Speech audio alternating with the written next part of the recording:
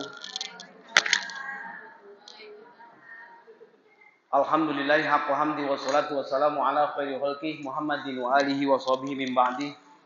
Asyhadu an la ilaha illallah wahdahu la syarika lah wa asyhadu anna sayyidana Muhammadan abduhu wa rasuluhu la nabiyya ba'dah ila yaumil qiyamah.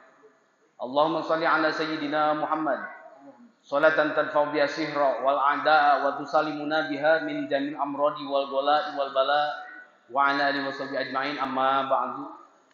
Hadratil mukarramin, yang saya hormati akhinal kiram, guru saya Kang Ustadz Fuadi Abdullah, yang mudah-mudahan ditambah kemuliaan oleh Allah Subhanahu wa taala. Yang saya hormati Bapak Ketua DKM beserta jajaran, yang mudah-mudahan kita semua selalu ada dalam lindungan Allah Subhanahu wa taala. Bapak beserta ibu, bapak-bapak beserta ibu-ibu, jamak. Lamun bapak, ibu berarti mufrad. Bapak dan ibu, bapak-bapak dan ibu-ibu yang mengharap ridhonya Allah Subhanahu wa taala. Puji syukur kehadirat Allah Subhanahu wa taala kita panjatkan dengan ucapan alhamdulillahirabbil alamin. Segala puji bagi Allah, penguasa alam semesta, seluruh alam. Segala puji sebagaimana yang pernah dibahas bahwa puji-pujian terhadap Allah, puji-pujian terbagi pada 4 bagian. Ada puji kodim ala kodim, puji kodim ala hadis, puji hadis ala kodim, puji hadis ala hadis. Memujinya Allah kepada Allah, memujinya Allah kepada makhluknya, memujinya makhluk kepada Allah, dan memujinya sesama manusia, makhluk dan makhluk saling memuji. Lillahi rabbil alamin, kembali kepada Allah. Lam lil milki. Kalau di dalam gramatika bahasa Arab, alif lam lil jinsi, lam lil ahdi. Alif lam jenis puji. Puji yang mana saja, lil milki, milik Allah. Lam lil milki. Seluruh alam, sakabeh alam, alam nu mana wae, begitu banyak alam. Ada alam barzah, ada alam dunia, alam rahim, alam ruh, alam kiamat, alam seluruh. Seluruh lillah, kembali kepada Allah. Salawat kepada Rasulullah sallallahu alaihi wasallam tidak lupa dengan salamnya. Maka ucapan salawat harus dengan salam. Sebagaimana firman Allah di dalam Al-Qur'an, innallaha wa malaikatahu yusholluna 'alan nabi. Ya ayyuhalladzina amanu shollu 'alaihi wa sallimu. Shalawat dan salam. Mudah-mudahan terlimpah juga terhadap keluarga, sahabat-sahabat Rasul, para tabi'in, tabi'in, dan mudah-mudahan terlimpah tercurah kepada kita semua yang mengharap ridhonya Allah Subhanahu wa taala. Insyaallah dalam kajian ini sesuai dengan permintaan dari beberapa jamaah, dan kajian ini ada kaitannya dengan kajian akhinal kiram guru kita, yaitu Kang Ustadz Badru Salam, sebagaimana pemateri dalam kajian fikih, teori-teorinya, dan insya Allah prakteknya tidak jauh dari seperti teorinya. Tapi kadang-kadang teori itu lamun teu dipraktekeun mah rada susah. Karena diantaranya alhamdulillah saya telah menyusun dalam referensi kitab, berbagai macam kitab, diantaranya wabil khusus kitab Fathul Mu'in dan syarahnya I'anatul Thalibin dalam kajian ini. Kajian kitab dari kitab Fathul Mu'in, kalau misalkan kita kupas seluruhnya dari masalah bab jenazah, mual beres sehari, mual beres sajam 2 jam. Lamun di mata kuliah itu sampai beberapa SKS. Satuan kredit semester. Jadi cukup 1 jam, maka dibagi dengan berbagai macam bagian-bagian, tentunya teori dan praktek, dan diaplikasikan karena kehidupan sehari-hari bila mana sudah dipraktekkan. Di antaranya dalam pemulasaan jenazah disingkat, kalau di Masjid Al-Amin ada singkatan P2J. Pelayanan pemulasaraan jenazah. Jadi disingkat P2J. Yaitu kewajiban yang pertama, kewajiban itu hukumnya fardu kifayah.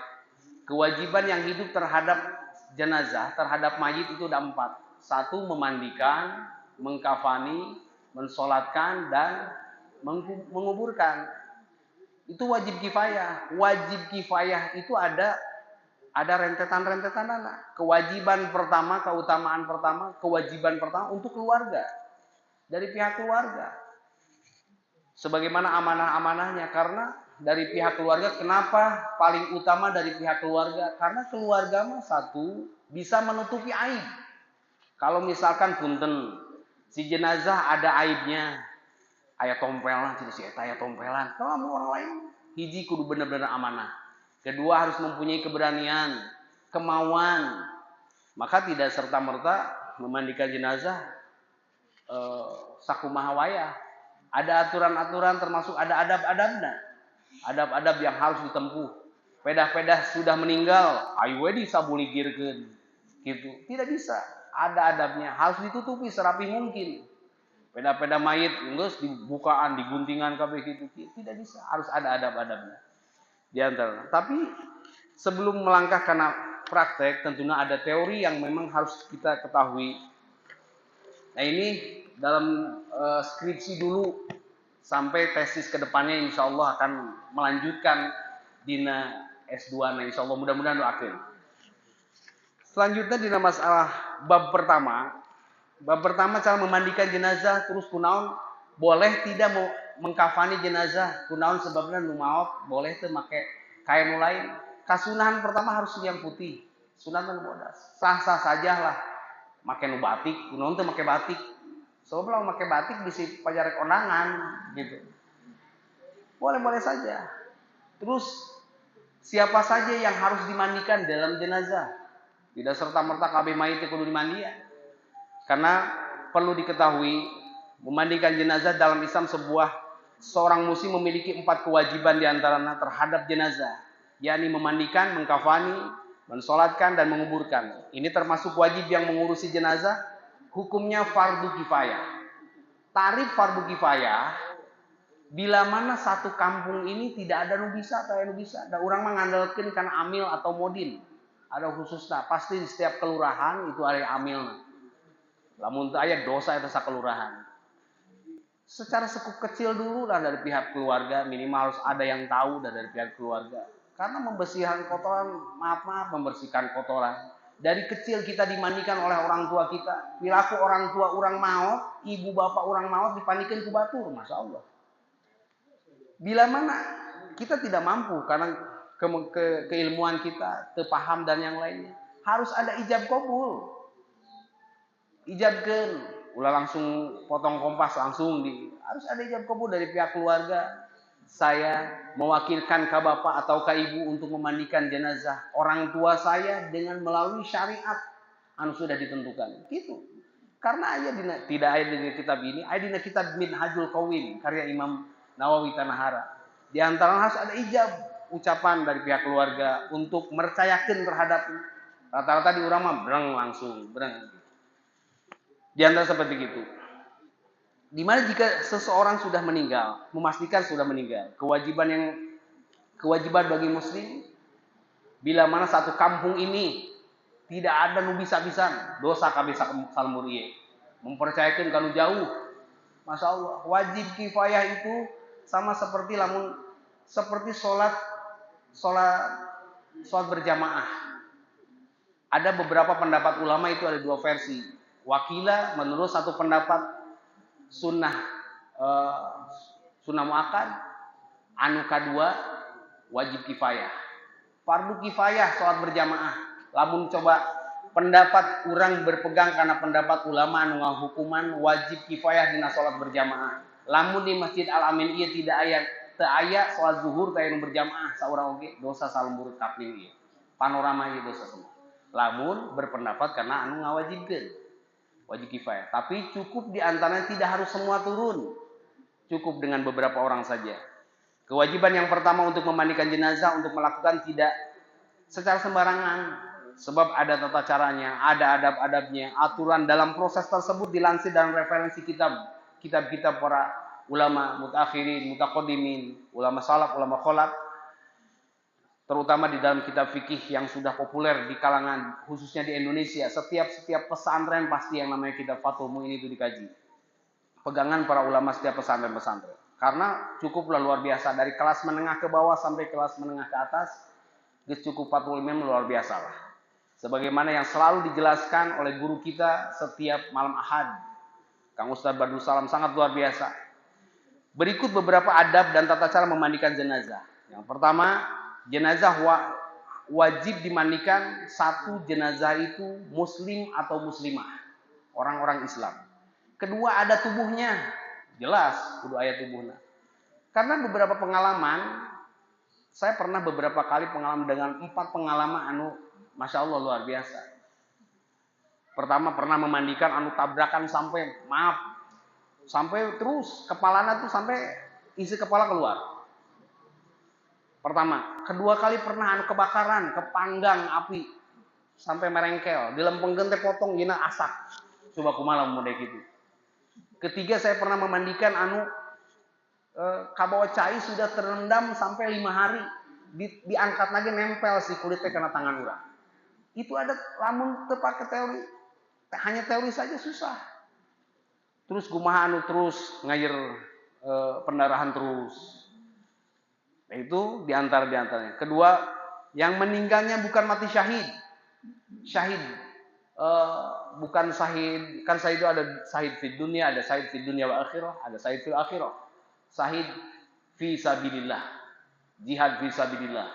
Seperti lamun misalkan di Palestina, orang tua dulu kita waktu zaman penjajahan meninggal ditembak ke penjajah, itu syahid, bahkan haram hukumnya dipandian, haram disolatkeun, jeung baju-bajuna anu berlumuran darah kuburkeun, insyaallah jadi saksi di yaumul kiamat. Maka teu meunang dipandian orang yang meninggal syahid sabilillah, yaitu jahid merangan membela agama Allah. Kedua, orang bayi yang meninggal karuron, meninggal keguguran, tidak boleh dimandikan, dirapihkeun sampai komo disolatkeun. Ukuran meninggal keguguran itu, misalkan lahir teh sudah tidak bersuara, entengek, teciak, tekitu meninggal, itu tidak usah langsung bungkus dengan ala kadarna dikuburkeun.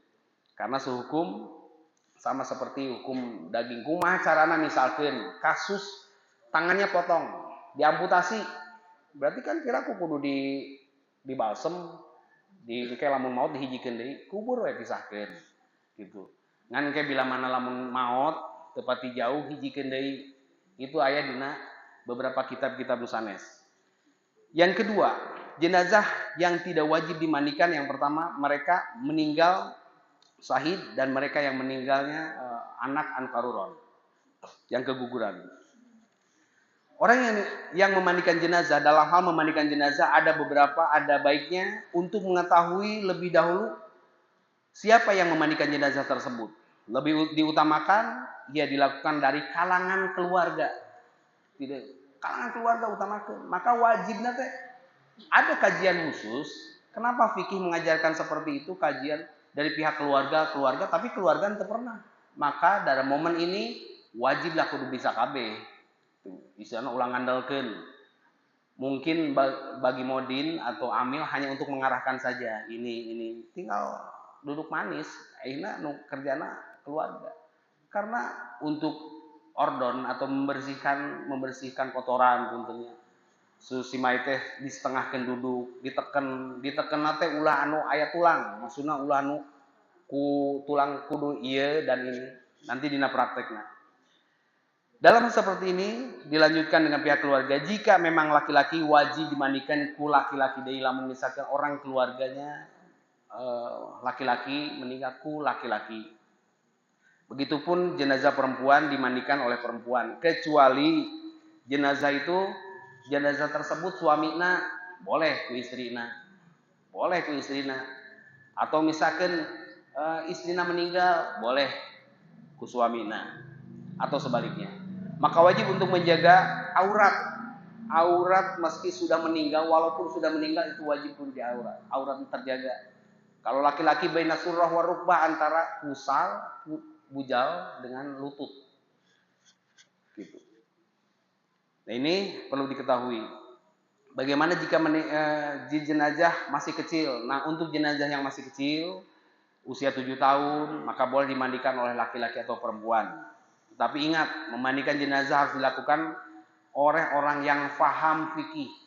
Bahasa faham fikih lain berarti kudu ku ustad wae. Ibu ngerti faham, jalankan bisa, jalankan. Keutamaan dari pihak keluarga. Peralatan yang dibutuhkan, kudu disiapkan peralatan. Masjid Al-Amin lengkap lahnya. Lengkap. Sebelum memandikan jenazah, harus tahu juga peralatan-peralatan kudu dipersiapkan. Satu, tempat untuk memandikan jenazah di ruang tertutup. Aya hijabna, alhamdulillah tersedia.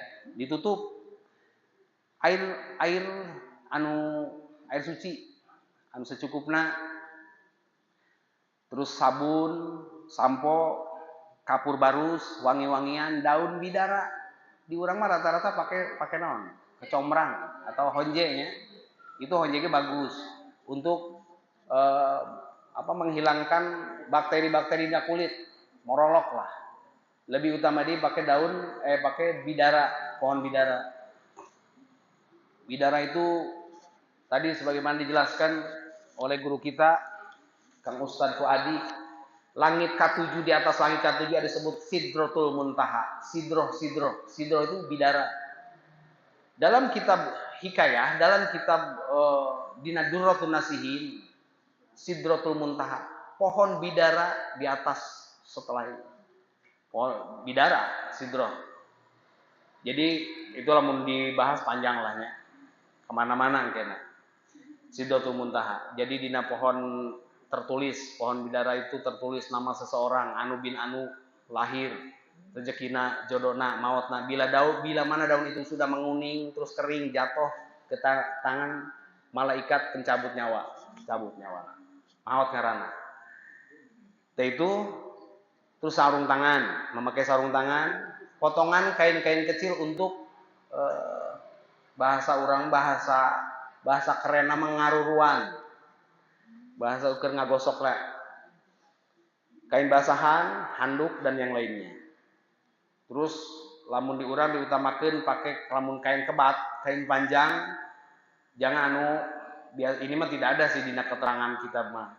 Cuma ini diaplikasikan dina anu biasa ku urang dijalankeun. Kalau bisa kain panjang nate ulah gambaran, gambar tangkorak, gambar manuk, dina kain batik. Pakai rurub mayit itu ya aya adabna.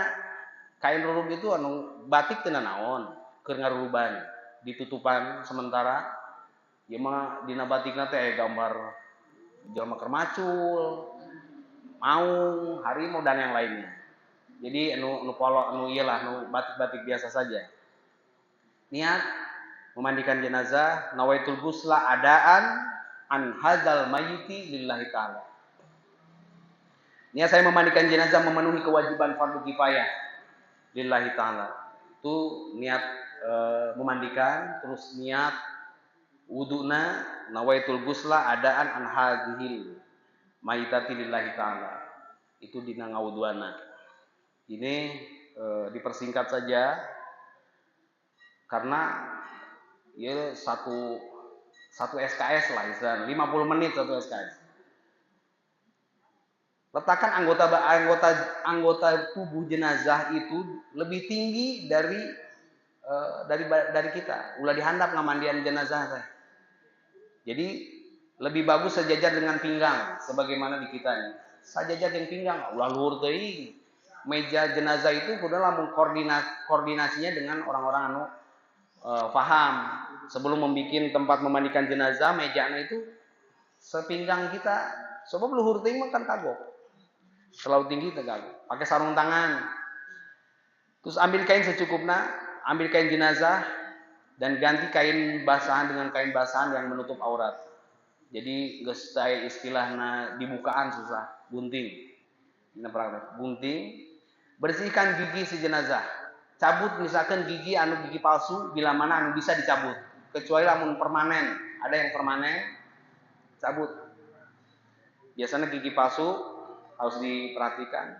Bersihkan lubang hidung, telinga, celah-celah ketiak, celah-celah jari dan yang lainnya. Serta rambut kudu dibersihkan. Jadi sebelum memandikan sebelum diniatan bersihan dulu. Sama seperti mandi wajib. Kita mandi wajib jangan langsung mandi niat nawaitul busa. Jamil badari fardhu ta'ala, niat abdi mandi wajib, jangan langsung niat. Mandi heula seperti biasa.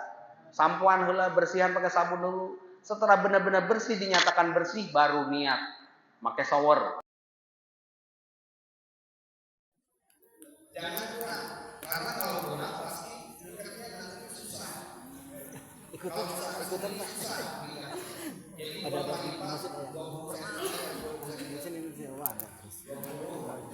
Hari Jumat. Jadi kalau misalnya nanti hari Selasa, tiap hari Kamis, Ramadan insya Allah. Bisa. Ukuran saya sekian Pak. 1 meter, lebihnya segini, dan bawahnya pun didemikian 40 cm.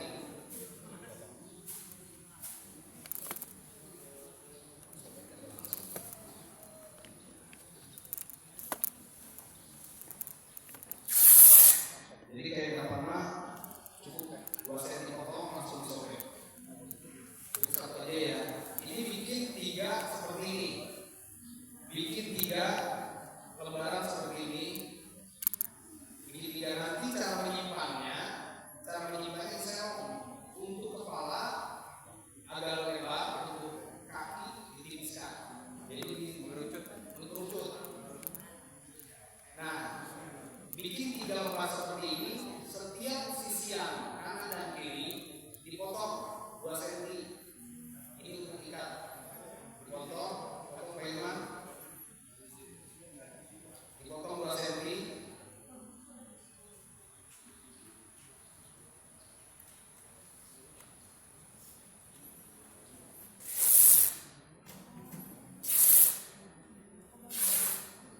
Setiap sisian yang 3 tadi kan 3 lembar potong sudah sama. Setiap sisiannya dipotong. Pak Hilman, menghadap sini.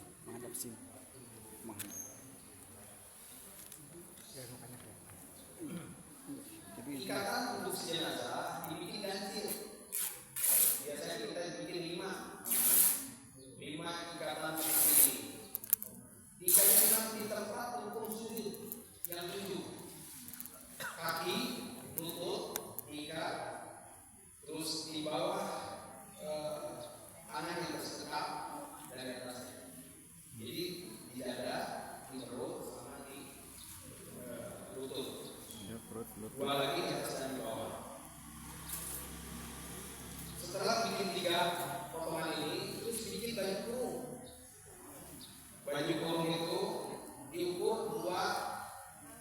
diukurnya 1,2 hasta atau 1,5 meter.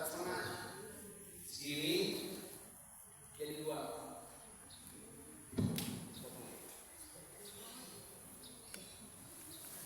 Ini potong yang baru lagi. Ini mas contoh ya. Ini sudah dibikin 3 simpan, terus diambil isiannya. Setelah dipersiapkan itu, bikin baju kurung. Baju kurung itu nanti tengahnya diambil, dibikin setengah 1/3 dilipat, di tengah-tengah dibikin untuk masuknya ke leher.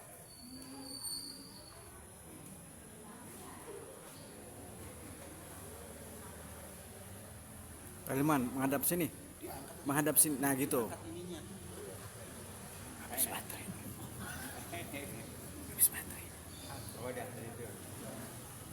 Ada yang mau pegang ini, ada yang mau pegang. Kalau kembali seperti ini. Jadi yang pendek ini di belakang di punggung adanya. Jadi kalau dimasukkan, kita. Setelah ini bikin lagi 1,5 meter untuk kain sarung. Tapi sebelum ini cara penyusunannya harus benar-benar. Pertama, 3 lembaran tadi dibikin diserok, mengkerucut. Kedua, baju kurung disiapkan, terus kain sarung dibuka. Ini setelah seperti ini. Kain sarung ini misalkan sudah pakai baju kurung, kain sarung dan mulai belakang.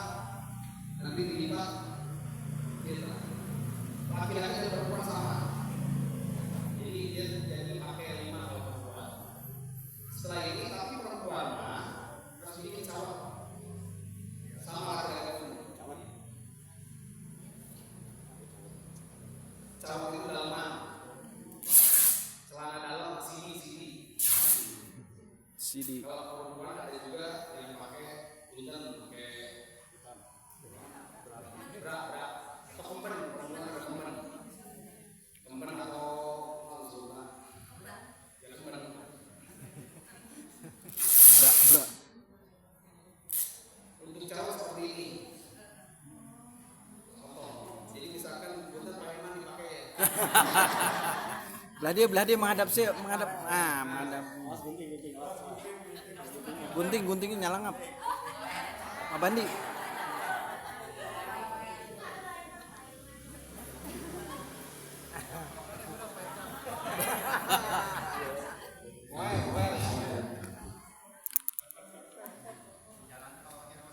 Tapi kalau untuk perempuan pakai lagi dalaman.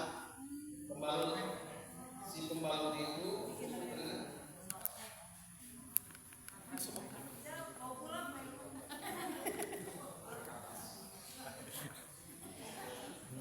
Jangan dulu dibuka.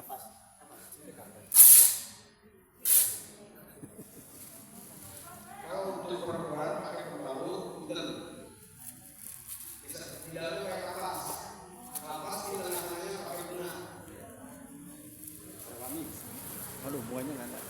Buahnya.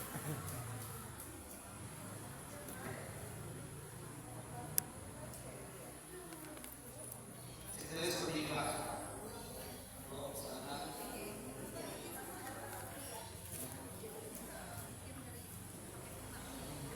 Tapi di dalam ruangan ini dipakai rumah. Itu berdasarkan ayat sana dengan dalam hadis pakai sesengitan maupun tidak spesifik karena mungkin seperti itu. Jadi dipakai di dalamnya, di dalam cawat. Di dalam cawat ini dipakai kalau untuk perempuan. Tapi biasanya dipakai di mana? Ini prakteknya dipakai di setelah memandikan. Gitu ya. Diluasi udah luar biasa tuh. Jadi insya Allah bisa, semua itu juga bisa. Jadi dipakai dalam setelah memandikan, lalu dipakai dalamnya saja. Pakai pembalut, pakai cawat, langsung dibawa. Terus atau kadang-kadang kemben dipakai di tempat setelah memandikan. Setelah memandikan dibawa.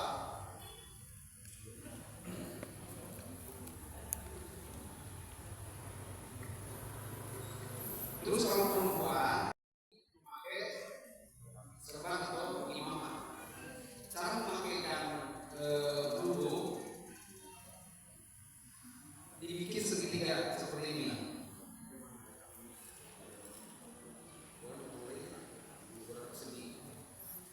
Kalau perempuan dibikin segitiga seperti ini, ujungnya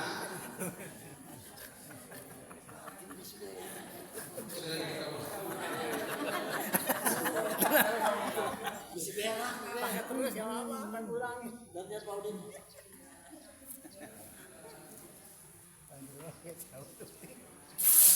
Oh. untuk kerudungnya ada yang sudah dilatih dibikin di rumah tapi tanpa rambut. Biasanya ibu pagi dibikin kerudungnya supaya kalau ada yang meninggal sudah langsung pakai. Pak Hilman. Pakai. Bos gunting.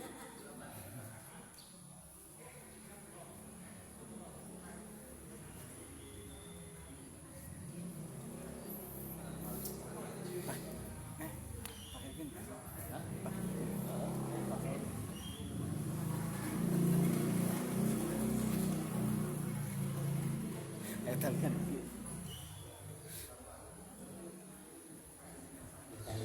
Kalau untuk kerudungnya seperti ini, jadi tinggal dipakai putar bayangan. Pak Madap sini, madap. Ya. Gimana itu bahasa susah ya Bu? Nah, ditarik. Nah, jadi Cantik.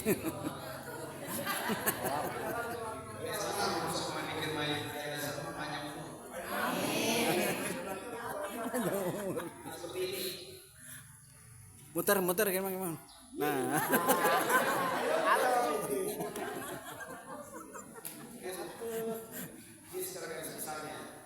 Kalau untuk laki-laki, nggak usah pakai tali.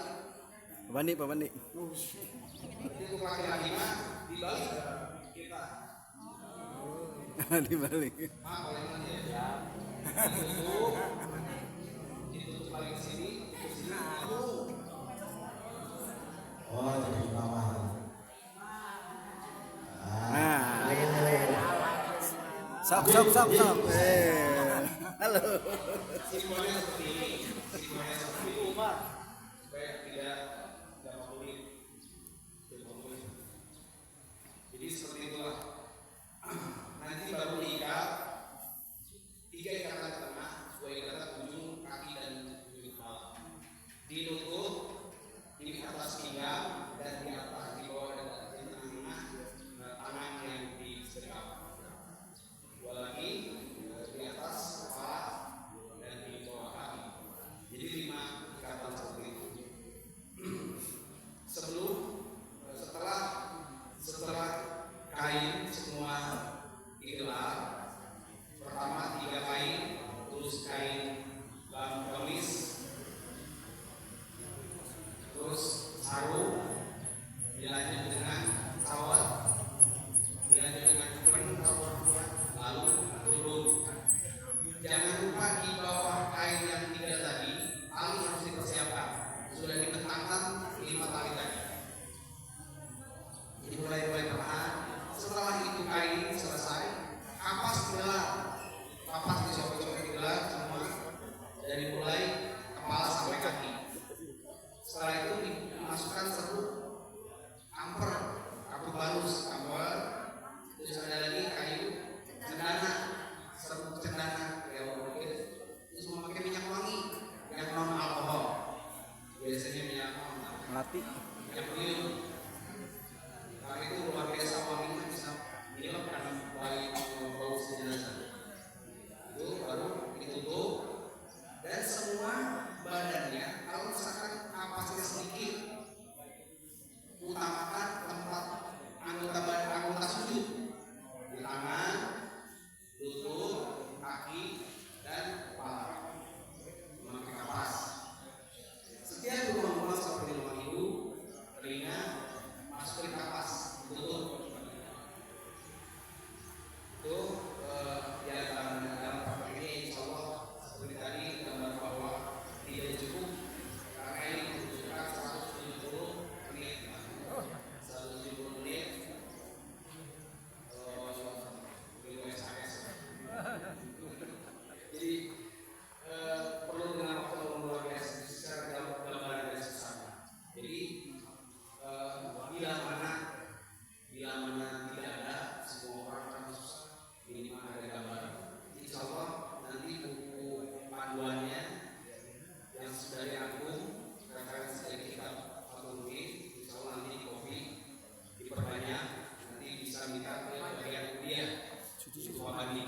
Insya Allah akan depan kamera 50 ini. Insya Allah ini untuk panduan saja, tapi tetap membutuhkan keberanian dan kesiapan, amanah.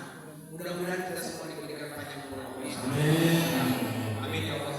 Dan mudah-mudahan kita semua menghembuskan nafas terakhir ada dalam husnul khotimah. Sebagaimana dalam Al-Quran setiap doa akhir pengajian ya Allah biha ya Allah biha ya Allah husnul khotimah. Ya Allah biha ya Allah biha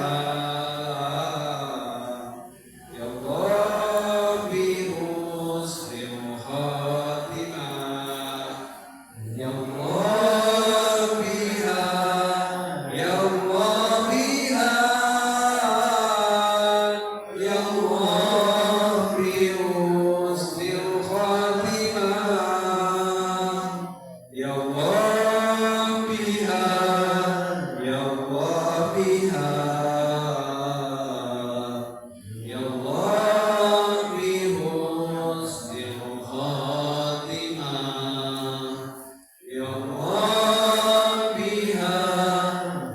Allah biha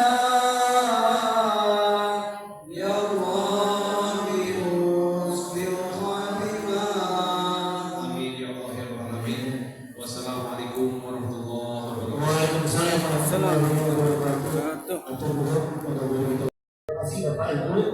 Nanti untuk praktik dan teori di bulan Ramadan dan semoga bulan depan tidak ada, tapi kita adakan acara Isra waktunya nanti malam hari pada tanggal 15 Februari 2024. Mohon maaf bila ada kesalahan, bila topik wassalamualaikum warahmatullahi wabarakatuh.